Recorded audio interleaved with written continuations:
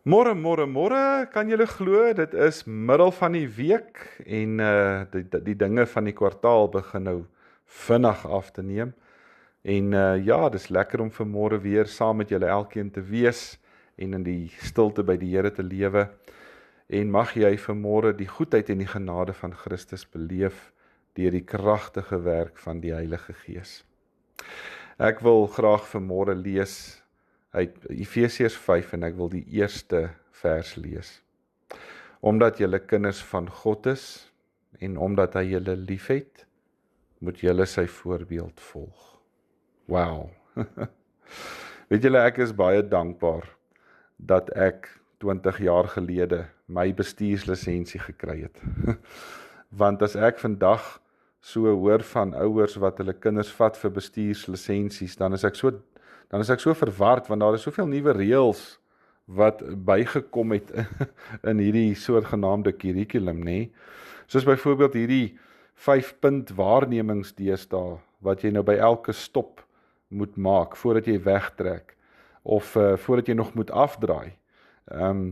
Dis goed wat ons ou padgebruikers nie regtig doen of toepas nie, maar tog het ek en jy ons lisensie daai tyd met vaandels geslaag, nê?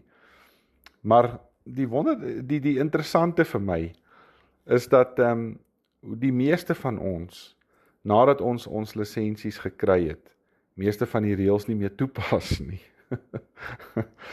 Nou weet julle, met ons harte gaan dit ook maar so. Ons weet ons behoort iets te doen, en ons het al die kennis, en ons het dit al beoefen, maar vir een of ander rede, dan word dit nie regtig deel van ons tweede natuur nie, nê? Ons sukkel om dit deel van ons dink en ons doen en ons leef te maak. Ons begin byvoorbeeld met iets soos 'n oefenprogram of 'n gereelde stilte tyd, maar kort voor lank, dan sak dit maar weer weg en ons word maar weer traag. Ons weet, ons moet bewus wees van ons eie blinde kolsienings.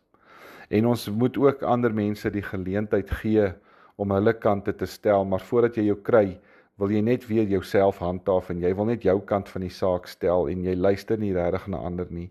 En so is daar so baie voorbeelde van die manier hoe ek en jy ook maar blinde kol bestuurders raak, nê?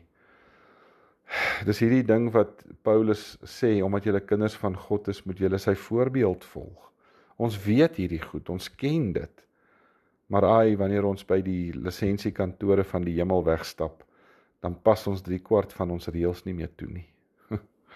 Maar weet julle, gelukkig het ons 'n God wat sy blindekol kinders goed ken, en wat geduld met ons het, en wat elke oggend bereid is om weer van vooraf met ons te begin. So probeer weer vandag om op sy manier te lewe. Kom ons maak ons oë toe, dan bid ons.